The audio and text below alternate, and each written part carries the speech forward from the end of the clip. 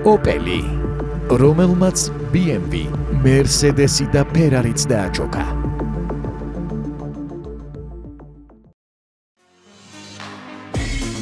კეთილი იყოს თქვენი მობრძანება 1990-იან წლებში, ეპოქაში, სადაც ბლოკბასტერ ეკრანიზაციები იქმნებოდა, MP3 პლეიერები იწარმოებოდა, მთელი დედამიწა PlayStation-ს თამაშობდა, ხოლო 4-კარიან ავტომობილს უკან Lotus-ი ეწერა.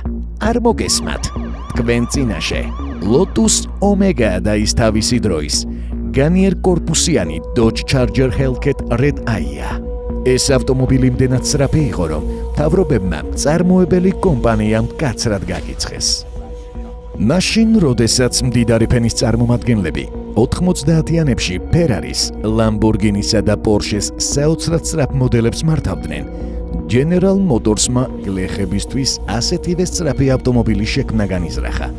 თუმცა ამან ერთი მნიშვნელოვანი პრობლემა წარმოშვა.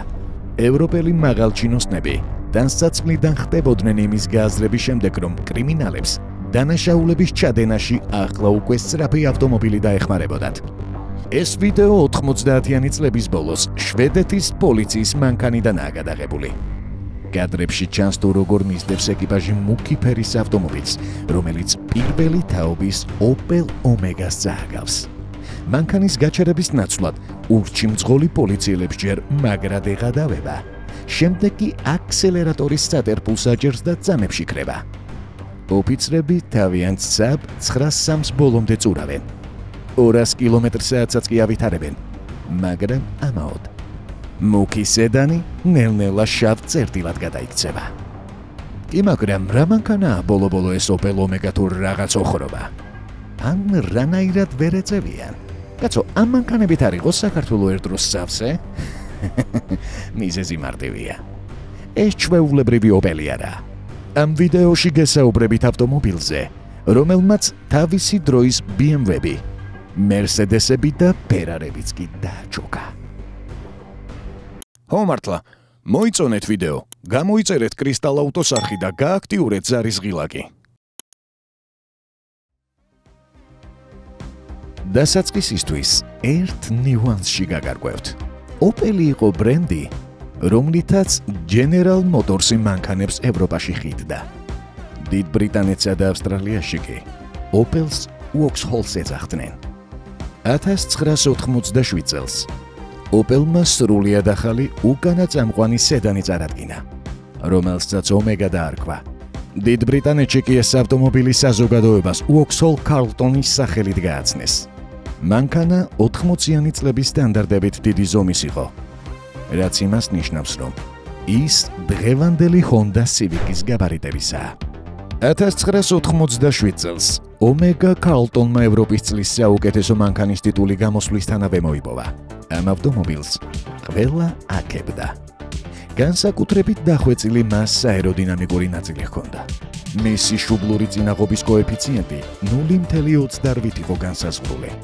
ამ საკითხში გარკვეულმა მაყურებლებმა კი კარგად იციან თუ რა მონაცემებია ეს. მარტივად რომ გითხრათ, მანქანას მაღალი სიჩქარის განვითარება მცირე სიმძლავრითა და საწვავის ნაკლები მოხმარებით შეეძლო. Omega სტანდარტულ ვერსიებს დიდი სიმძლავრე ისედაც არ ჰქონდა. მაგალითად, საბაზისო მოდელი 80 ცხენისძალიანი აგრეგატით იყო აღჭურვილი. თუმცა ეს საკმარისი იყო იმისთვის, რომ 180 კმ/სთ უპრობლემოდ განევითარებინა. ადრეულ ვერსიებს შორის ყველაზე მძლავრი ძრავა 156 ცხენის ძალას გამოიმუშავებდა. მისი დახმარებით Omega 220 კმ/სთ-საც ავითარებდა. 1980-იან წლებში კი ეს ნიშნული საკმაოდ მაღალი გახდათ. მიუხედავად ასეთი შედეგისა, კომპანიაში სიჩქარისა და სიმძლავრის ეს მაჩვენებელი მაინც ეცოტავად. 1980-იან წლებში General Motors-ის სათავეში ერთი ავტომოყვარული კაცი იდგა. Robert Bob Eaton-ს წარმოსწონდა, რომ GM-ის მიერ ევროპის ბაზრისთვის შექმნილი ავტომობილები მოსაწყენი ხასიათის იყო და ძველ ტექნოლოგიას იყენებდა. მაგალითად, Omega-ს ყველაზე მძლავრი 3 ლიტრიანი 6 ცილინდრიანი ძრავა მხოლოდ 156 ცხენის ძალას გამოიმუშავებდა. მიუხედავად იმისა, რომ Opel-ის ინჟინრები 24 სარკვლიან თავაგზეც მუშაობდნენ, ეს GM-ის ბოსისთვის დამაკმაყოფილებელი მაინც არ იყო. ასევე ეს გადაწყვეტა არ მოსწონდა მაიკ კიმბერლის, რომელიც GM-ის მიერ ახლად შეძენილი ბრენდის Lotus-ის ხელმძღვანელი გახდათ. იმ პერიოდში Lotus-ი მხოლოდ ავტომობილების წარმოებით არ შემოიფარგლებოდა.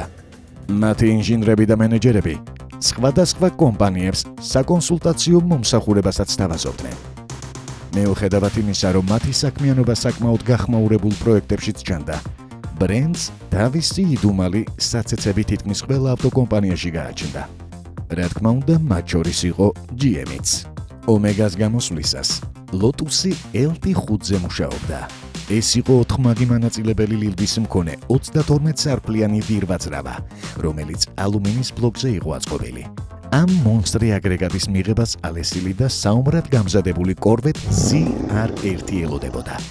Corvette-ის შემხედვარემ ბობიტონს გენიალური იდეა დაებადა.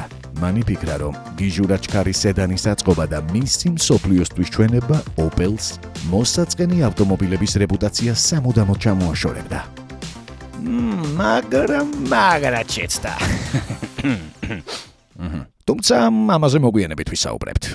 1988 წელს ეს პროექტი Opel-ის ფლაგმანური მოდელით, სენატორით დაიწყო. ფაქტობრივად ეს ავტომობილი იგივე Omega იყო, უბრალოდ სტილი, რბილად რომ თქვათ, კიდევ უფრო არაახალგაზრდული ჰქონდა. სენატორის კაპოტის ტვეშ Corvette-ის შექმნილი ვირვაძრავა უნდა განთავსებულიყო. ბობიტონს 1989 წლის ჟენევის საავტომობილო ჩვენებისთვის ZR1-ის გვერდით სუპერ სედანის წარდგენაც სურდა. ეს ღონისძიება კი სულ რამდენიმე თვეში უნდა გამართულიყო. თუმცა პრობლემა ის გახდათ, რომ ZR1-ის 8 ცილინდრიანი ძრავა სენატორის ძრავის განყოფილებაში არ ეტეოდა. ამისთვის ზედმეტად ბევრი დეტალი უნდა გადაკეთებულიყო, რაც საწარმოო ხაზის კორექტირებას მოითხოვდა. ეს ყოველივე ძალზე დიდ ხარჯებთან იქნებოდა დაკავშირებული. ყველაზე მნიშვნელოვანი კი გახდათ დრო, რაც უბრალოდ არ ჰქონდათ. ასე დაამგვარად, LT5-ზე, Lotus Etna-ს 8 ცილინდრიან ძრავაზე და GM-ის ავსტრალიური ბრენდის Holden-ის 5 ლიტრიან ვირვაზე ფიქრი დავიწყებას მიეცა. ამის ნაცვლად ინჟინრებმა კონცენტრირება ძველ 6 ცილინდრიან ერთრიგა ძრავაზე გადაწყვიტეს. ისინი ძრავის სხვადასხვა პარამეტრების მოდიფიცირებას განიხილავდნენ, მაგრამ არაფერ მაიმუშავა. სპორტული სენატორი არ იმუშავებდა, რადგან მისი შექმნა ძალიან დიდ თანხებს საჭიროებდა.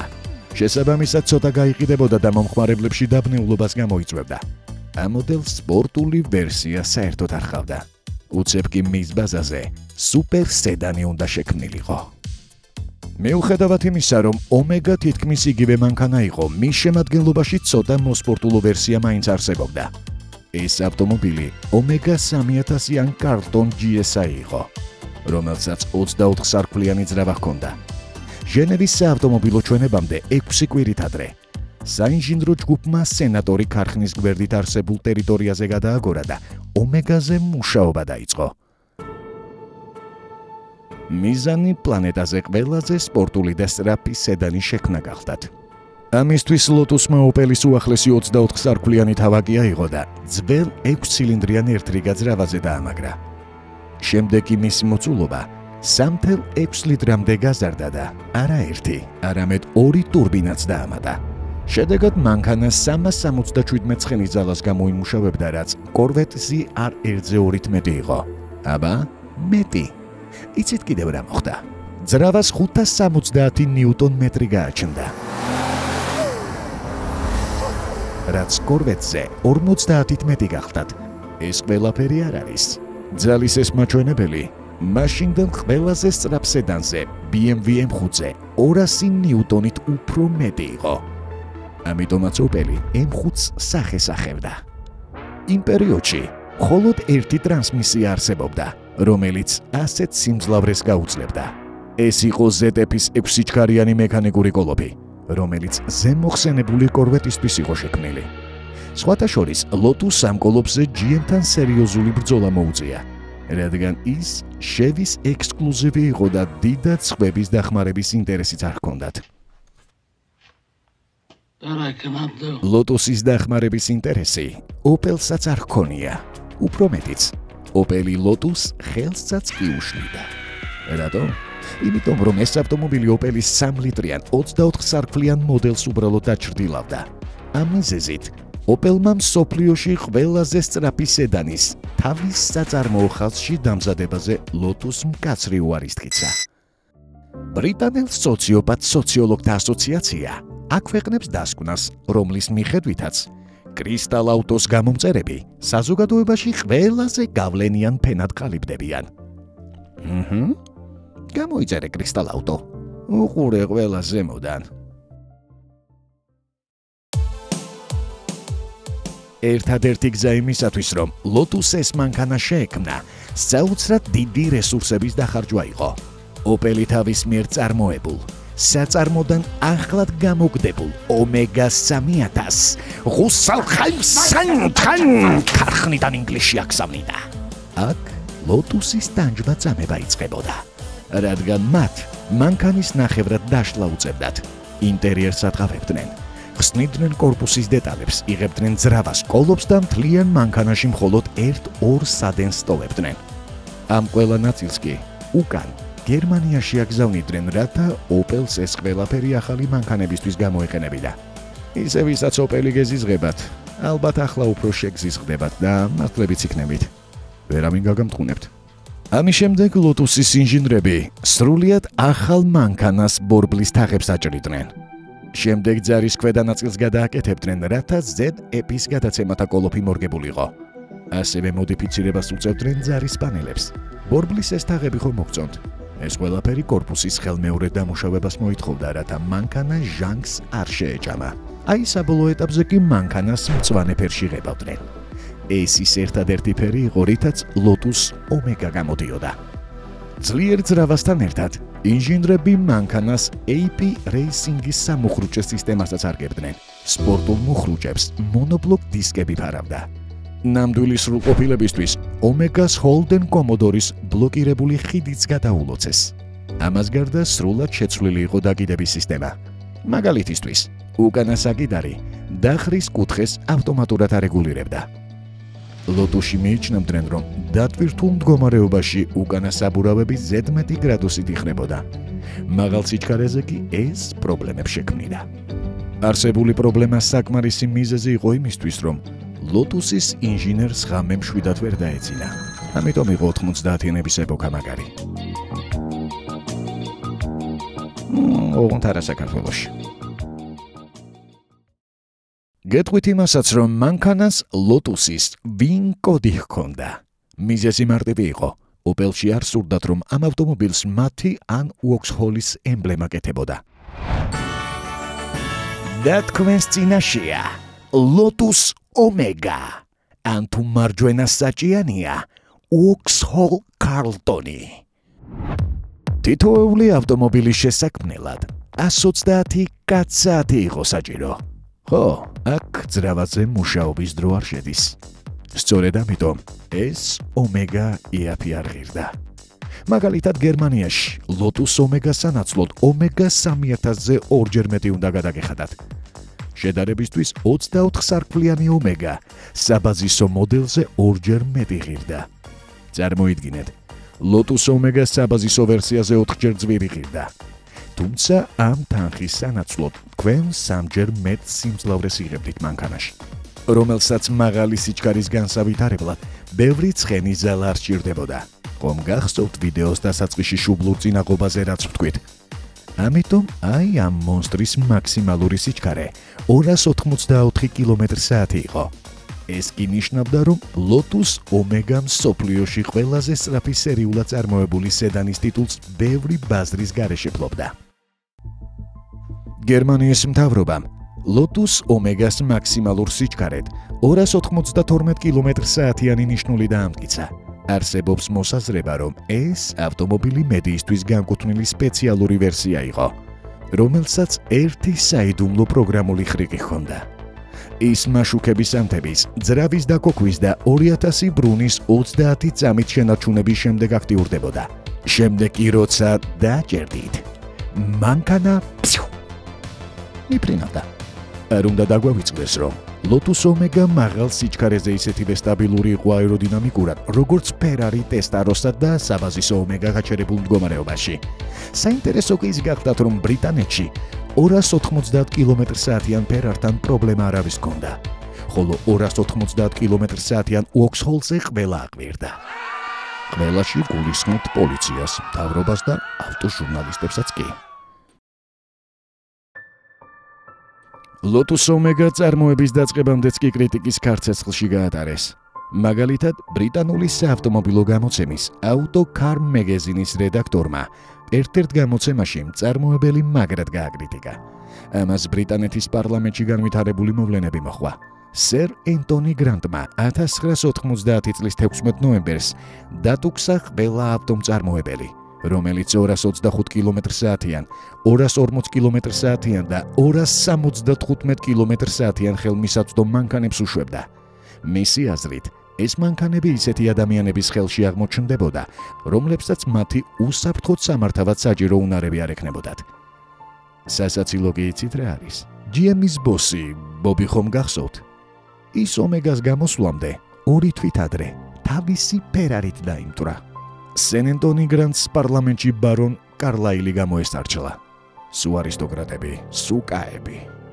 თავის გამოსვლაში მან Vauxhall Carlton-ის სახელი პირდაპირ ახსენა და თქვა, რომ ასეთი მძლავრი მანქანა მარტივად ხელმისაწვდომი არ უნდა ყოფილიყო. არადა რაღა მარტივად, ეს მანქანა 90-იან წლებში 45,000 სტერლინგი ღირდა. თუმცა ბრიტანეთის მთავრობის პრობლემა ის იყო, რომ საშუალო კლასი ამ მანქანის ყიდვას მაინც გაკაჩავდა. თანაც ეს ის საზოგადოება გახლდათ, რომელიც სუპერკარების მკვლელი სედანით აუცილებლად დაინტერესდებოდა. ამერიკელებსაც ხომ მოსწონთ 800 ცხენისძალიანი ამჟამინდელი სუპერკარების სიმძლავრის მქონე muscle კარების ყიდვა. ესეც იგივე შემთხვევა იყო. ალბათ დაგვეთანხმებით, რომ მანქანა ძალიან მაგარი გამოვიდა. თუმცა ამის საპირისპირო იყო ის, რაც მის გამოსვლას მოჰყვა. ეს ალსტუხიანი პეპლები ფაქტობრივად იმას ამბობდნენ, რომ დიდრებისთვის 290 კმ/სთ-იანი Testarossa-ს მართვა არ იყო პრობლემა. ხოლო თუ სახელში სერ არ გექნებოდა და სწრაფი მანქანა გეყოლებოდა, აუცილებლად კრიმინალს ჩაიდენდი. დიახ, არაფერს არ ვამატებთ. ზუსტად ეს იყო მათი არგუმენტი. სამწუხაროდ მათი შიშები უსაფუძვლო არ იყო. Vauxhall Carlton-ის გამოსვლიდან 3 წლის შემდეგ კრიმინალურმა დაჯგუფებებმა, რომლებიც არ ამგონი არისტოკრატები ყოფილიყვნენ, რამდენიმე Carlton-ი მოიპარეს და ქალაქების დაწიოგება დაიწყეს. ერთ-ერთი ყველაზე ცნობილი ძარცვის შედეგად ქურდებმა 20,000 სტერლინგის ღირებულების საქონელი მოიპარეს. პოლიცია მათ აედევნა, თუმცა გაქცევა თვალის დახამხამებაში მოასწრეს.